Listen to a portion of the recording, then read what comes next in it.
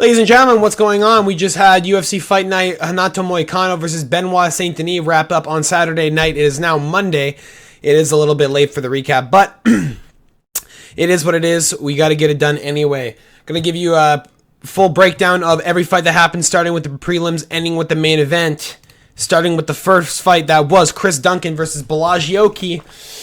One of my best bets this week was over 2.5 in this fight, and it ends in the first round by submission. Chris Duncan was getting battered in the fucking head to start off that first round. Balaji looked really good on the feet. Was showing impressive takedown defense, keeping his base, keeping the underhooks. Chris Duncan was looking bad to start. Balaji lands some nice shots, goes for a takedown. Chris Duncan sinks up a guillotine, and Balaji just tried to pull his head out to start. And then he tried to work his hands, and by the time he got his hands to work on the grip of Chris Duncan, he was asleep. Like, he was out. I thought he was out, and then I saw his head pop out, and I was like, oh my god, he's still there. And then Chris touched him once, and his head was like a bobblehead, and I was like, no, Balaji's out cold. And the ref goes up, hey, are you there? Oh, okay, it's over. Tried to wake him up. Like, if he woke up, what would you have done? Like, it doesn't make any sense. Balaji gets submitted right away. Chris Duncan fucking ruined my night right to start off the bat. First bet didn't go as my way, but it is what it is. Next on the prelims, we had Jacqueline Cavalcanti versus Nora Cornell. Nora Cornell did not, I don't know, maybe split. I thought on the damage side she did more in maybe the first and second round. Third round was not Nora's whatsoever. She looked gassed. She looked like shit. Even in that second round, Nora looked pretty bad. I thought Jacqueline Cavalcanti won 29-28 personally. I had Nora Cornell as an underdog. I thought she was one of the better bets of the week. She looked pretty okay to start it off, but seeing as her gas tank fucking went down way faster than Jacqueline Cavalcanti's did, it's just unfortunate. She just looked like she had nothing there. She looked like she didn't really want to fucking be there, to be honest. She didn't look 100%. Jacqueline looked really, really solid. Looked like she really was going to start messing some girls up inside the 135 division, especially after having a fight so close, being a month ago against Josiane Nunes. It's just like, holy shit, man. This girl can still swing. She was pushing the pressure the entire fight, keeping the front foot, never was backing up. Nora was never, ever pushing forward, always moving backwards. It was a fantastic display of MMA from Jacqueline Cavalcanti. Split decision was wild. These French judges, man, on this card were insane. But, like, you know, if you don't want to have it in the judges' scorecards, take them out, right? Next on the prelims, we had Daniel Barez versus Victor Altamirano. Altamirano loses the first and third round. Unfortunate, man, because Daniel Barez was getting beat up in that second round. Victor got dropped in the first, looked like shit to start. Was talking to his corner, got his shit together in the second, looked really good. It really sucks because I really feel like Victor has what it takes to be really good at flyweight.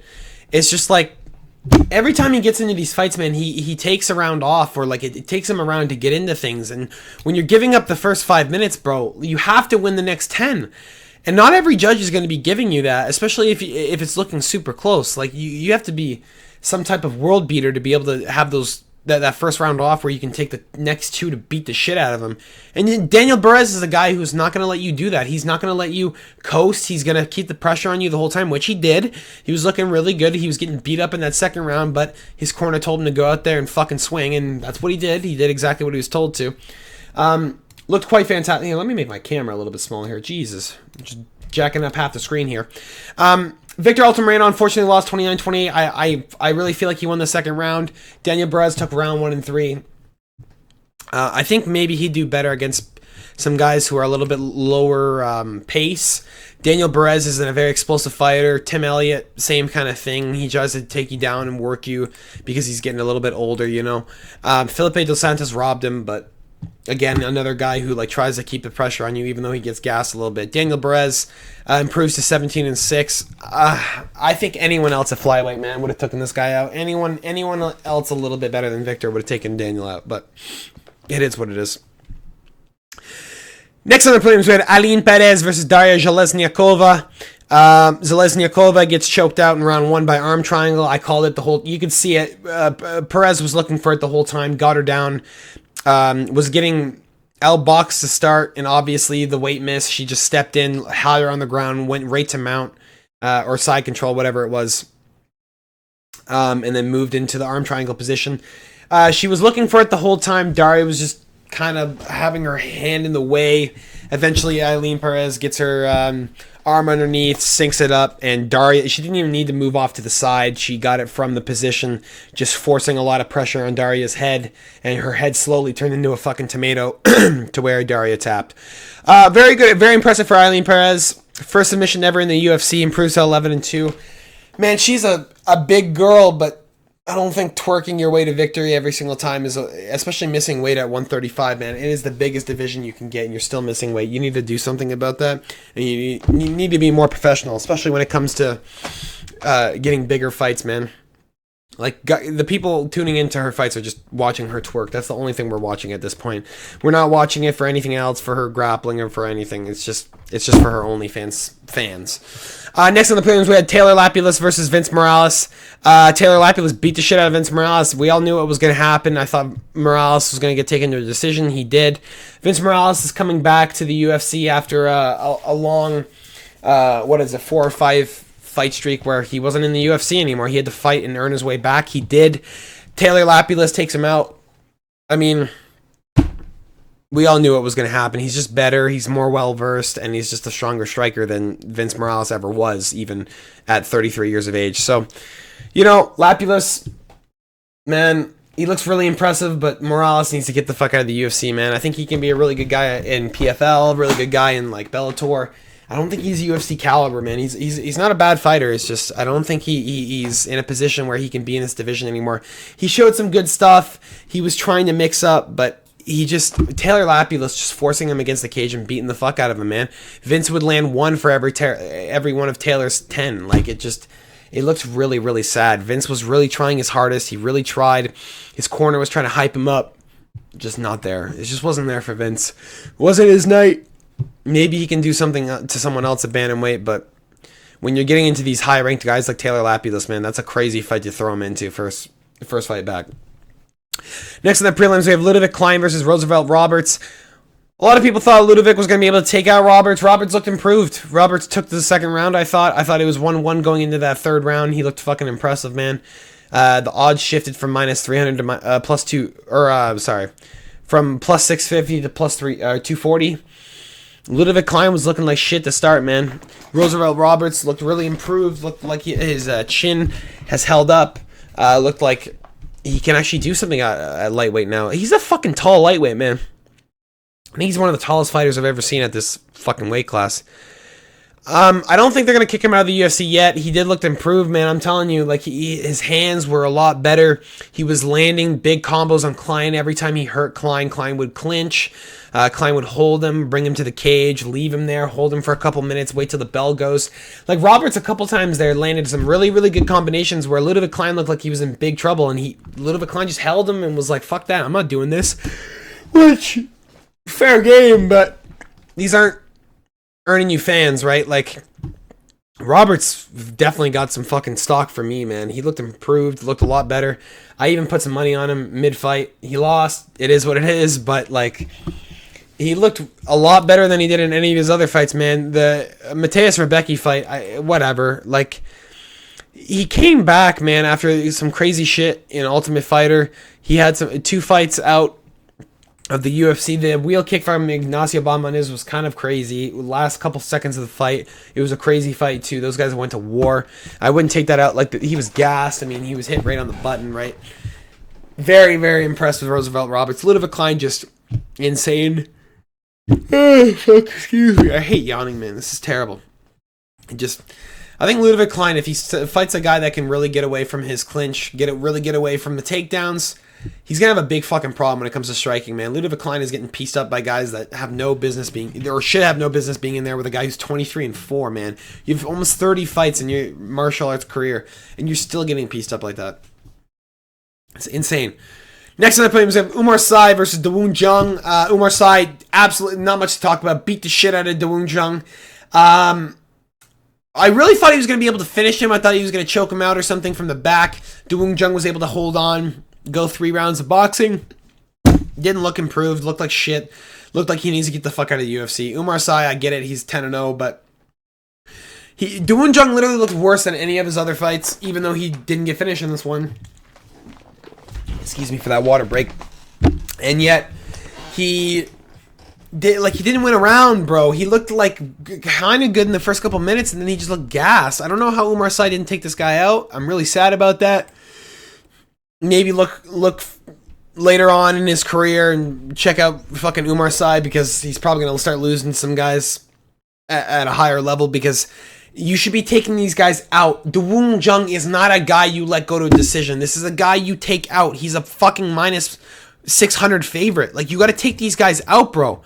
Like, this guy's been choked out by Carlos Ulberg. He got knocked out by Dustin Jacoby. And fucking hindsight 2020, bro. Jacoby looks like shit. He looks like shit. He looks like trash. And he got knocked out by him. Umar Sy, man, you need to pick up the pace here. You need to put some fucking pedal to the metal. You're in France, my brother. You're in Paris. Let's get a knockout for your fans, man. Like, France is just doing shit this fucking card, bro. They do nothing. It's just decisions. You guys don't care about your fans at all. And then Faraz Ziam, but we're about to talk about him in a little bit. Come on, man. You're Umar Sy. You're 10-0. You're now 11-0. You can't get a finish on France soil when you're fighting a fucking dude who's lost 3 in a row. 2 by finish. Pick it up. Let's go. Next on the prelims, top of the prelims, we have Ion Kutulabe, the Hulk, versus Ivan Erslan. I had Ivan Erslan. I thought Erslan was going to be able to out-wrestle. I thought he was going to beat the fuck out of him. Kutulabe literally takes him down in the first round, holds him there. Second round looks like shit. Third round completely gassed out, but both guys were gassed out. Split decision, no idea why. I thought Kutulabe probably took it. Ivan Erslan was one of my best bets this week too. I thought he was going to be able to take out the fucking winner.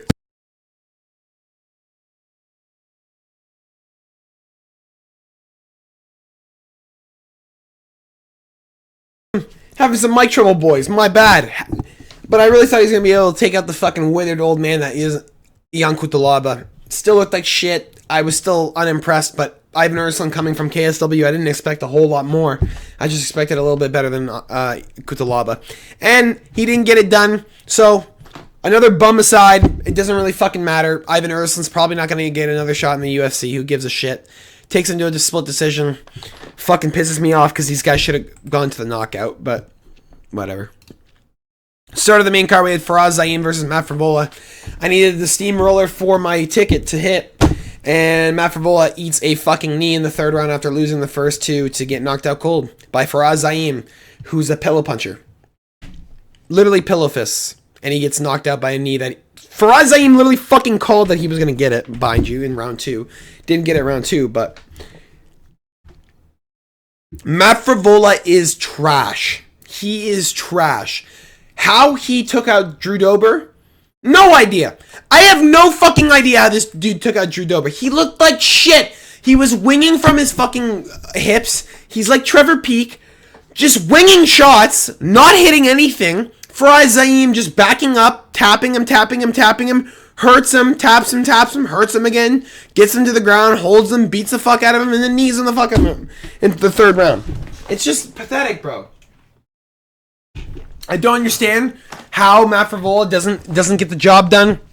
I thought his boxing was going to be a lot better. I thought he was going to be able to keep the pace to Faraz Ziam. I thought he was going to roll over Ziam in the first 2 rounds. I thought he was just going to run him down and just chin him when he's up against the fence backing up. Matt Frevola didn't even put any pressure.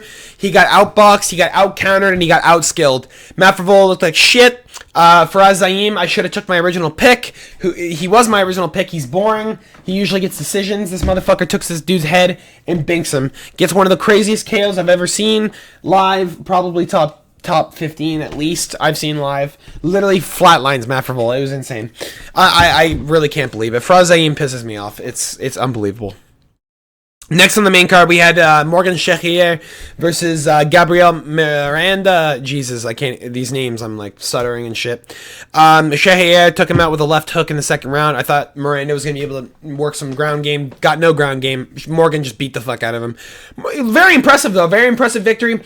Gabriel Miranda's not a bitch, 17-6, very well versed on the ground. Half decent stand up to the point where you're like, okay, he can hang with the top 200, but once he gets to the top 100, he's gonna have a problem, like people like featherweights in the world. Like he can hang with the best. He relies too heavy on the ground game to where he doesn't have the striking in order to stay with these guys on the feet. He has to get to the ground like Ryan Hall, and Morgan didn't let that happen. Morgan was like, fuck you, you're going to eat this shit. And every time I take you down, I'm going to let you get back up. And every single time you think you're going to get in a better position on the ground, I'm going to hit you, and then I'm going to get back up. And then I'm going to hit you, and then I'm going to get back up. And I'm going to wait for you to get up. He did it perfect. Morgan executed game plan to the T, did everything he was supposed to do, beat the fuck out of Miranda, got the KO stoppage. It was impressive. I would have liked to see a little bit more takedown aggression from Miranda. He kind of stayed on the feet a little too long. But Morgan Charrier, I can't say anything. I said he looked like shit. He's 20-10 now. What can I say? He bested me. Whatever. Next on the main card, I didn't really get to watch this fight, but I know what happened. Brian Battle versus Kevin Jose. Kevin Jose got his ass whooped. Brian Battle looked fucking impressive. I thought Brian Battle was going to knock him out. Exactly what happened. Brian Battle outboxed the shit out of Kevin Jose in the first round, and in the second round almost looked better. Literally came out better. Outboxed the shit out of Kevin Jose to the point where it was a standing TKO. The ref had to Herb Dean had to step in. He told him to defend himself. Kevin Jose was just barely hanging on at that point. He was half out on his feet. Brian Battle tells the crowd to eat his dick, gives them all the middle finger, says, fuck you, France, I don't care. He said, did you really think I was going to let a Frenchie beat me? That's insane. Brian Battle is one of my favorite fighters now. I think he's going to be one of the most dominant people at welterweight. I think he's going to be able to be champ status at one point. I don't think he's there yet. I think he needs to get a little bit better in the ground game, but his boxing looks a lot more improved. He looks fucking insane, dude. I still think he's well-versed enough in all the aspects of the game to get a ranking. I just, top 5, man, is tough at welterweight, especially with, like, Edwards. Well, Covington's gone now, but you have, like, Bilal, you have Shavkat, you have Wonder Boy, you have all these fucking tanks, right? So Brian's going to have a tough time, but I think he can get there. I think he, especially in this fight against Kevin. Kevin looked like he was lost, bro. Kevin looked like he had nothing to do. Kevin looked like he couldn't figure it out, and he wilted. He completely wilted away, and it was impressive to see Brian literally butcher the shit out of Kevin Jose. It was incredible. Next on the main card, we had William Gomis versus Jordan Brito. Jordan Brito got robbed. Brito won that fight. I don't care what anyone says. William Gomis did not win that fight. The split decision makes no sense. France is a bunch of fucking bums. We had a couple split decisions that didn't make any sense. This fight is fucking pathetic. Jordan Brito won against William Gomis 29-28, probably, maybe even 30-27. No way in hell did William Gomis win. I don't know how they give that to him. William Gomis was getting outstruck. He was getting out countered even on the slips. Brito's landing nice in the grappling against the cage. Brito had aggression most of the time. It's just sad, man. Like, it's just, I don't understand how Brito doesn't take him out. I really thought he was going to be able to do either a submission or ground and pound, and even that, William was like, nope, I'm going to stand with you the whole time. I can't complain because, again, you leave it in the judge's hands. You get robbed in France. It is what it is. You're at home turf. You should know that. But Jordan Brito looked impressive. It's just he couldn't finish William Gomis, a guy who doesn't get finished. So, whatever. There will be another day for Brito. It's just today wasn't his day. He'll be back. It's just, holy fuck, man. This pisses me off. I had Jack Shore in this fight, too. Against, yeah, that sucked. Let's go next. What is it? Co-main. If you guys enjoy, drop a like and a sub. I'm sorry I'm stuttering a lot. I'm sorry I'm yawning. I'm trying my best here. I'm all full of fucking autism. Nasruddin Imavov versus Brendan Allen. Yeah, we all knew what was going to happen. Brendan Allen thought he won. He didn't fucking win. Like, No. He had his hand up and everything. He's like 29-28. I won. No, you didn't. No. Nazardine Imavov beat the fuck out of him. Allen had him on the ground for the first round for a little bit. Allen was holding him there, and then Imavov comes back, wins 2 rounds. I mean, it was close maybe in the third. Maybe, but I thought Imavov won. Not controversial at all. What is controversial is that the France Athletic Commission had non-France or French athletes, stick around afterwards to give blood and urine, even after the other French fighters were at home already recovering. The United States and the Brazilians had to stay around and give more fluids, which is insane to me. Maybe would have affected Brendan Allen's performance, but he lost anyway. You can't complain about it now. Just never accept a fight again in France, I guess. Brendan Allen, being 28 years of age again, still has a lot of time to improve. Nazardine Imavov is the same age, but I think Imavov's going to be, again, one of those guys in the top 10 that just kind of hangs around. I don't think he's going to be champ. I think he's going to be a gatekeeper, and I think he's just going to stick around. He's like a Marvin Vettori type character. He's going to get there, and every time he gets to gold, he's going to get his ass whooped. Sean Strickland beating him up is a big indicator of that, seeing as he wilts over high volume, and once you fight these guys out at 205, or 185, that are just fucking strikers like DDP and Izzy, you're not beating them. It's just not happening. And especially Brendan Allen, he has the ground game, right? He can work the ground game. Nazardine Imavov doesn't have the ground level as Brendan Allen. Brendan Allen can submit people. Nazardine Imavov, I'm not expecting him to submit anyone. I'm expecting him to just beat the fuck out of people with his hands. Now, we have the main event of the evening, which is one of the craziest fucking main events I think I've seen. Renato Moicano versus Benoit Saint-Denis. Moicano gets Benoit on the ground. Money Moicano cannot lose. Motherfucker says he can't lose. He can't. He's got bills to pay. This motherfucker takes Benoit down with a takedown that looked like Benoit was out of the Looney Tunes. Gets him on the ground and holds him there for about 2 minutes. And once he feels like he's good and softened up, he starts laying these fucking elbows from the top. From 10 feet up. Just fucking laying haymakers on this dude's eye. Opens him up, and Benoit moves. And then he's like, okay, you're gonna move? I'm gonna start just feeding you uppercuts. Starts feeding uppercuts to Benoit. I'm like, holy fuck, what is happening? Just feeding uppercuts to Benoit. Feeding uppercuts to Benoit. Dude, they stopped the fight in the second round. He got his ass beat. Renato Moicano looked favorable in that first round. And in that second round, it looked like if Benoit didn't get hurt, Renato was fucked. Renato blew his load. His shoulder was popped out. He had a broken shoulder. Benoit was literally going to beat the shit out of Renato Moicano for the rest of the fight if that fight wasn't stopped. Very luckily, Renato had the doctor step in and say, can you see? Covers the one eye, and Benoit's like, deux, un, quatre.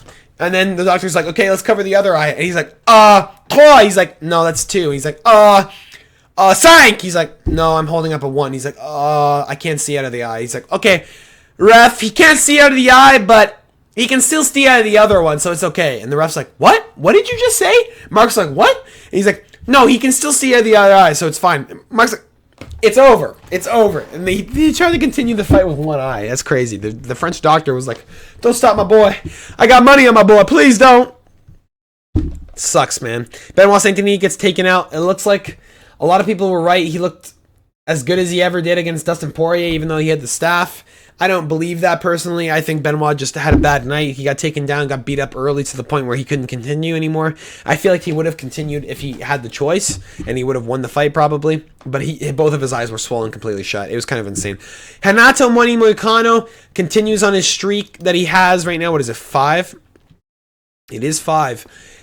He's finishing people left and right, bro. Oh, no, it's 4. He's finishing people left and right, man. He's looking impressive while he's doing it. He's looking improved. He's looking like his striking is a little bit better. His ground game, as always, is impressive. Benoit Saint-Denis needs to go back to the drawing board. Needs to realize that striking is not always the way. You need to have some takedown defense in your arsenal as well. That's all I got for you guys today. Hopefully you guys enjoyed. If you did, make sure to drop a like. And that's all I got for you guys today. I'll stick... Jesus, I'm stuttering all over the place. I'm going to be doing the predictions and breakdowns tomorrow for UFC 307, Alex Pereira versus Khalil Roundtree. By the way, Pereira's winning round 2. I'm calling it now. And I will be doing I'm going to try to do Dana White Contender Series tomorrow, but no promises. That's all I got for you guys. I'll see you later. Peace.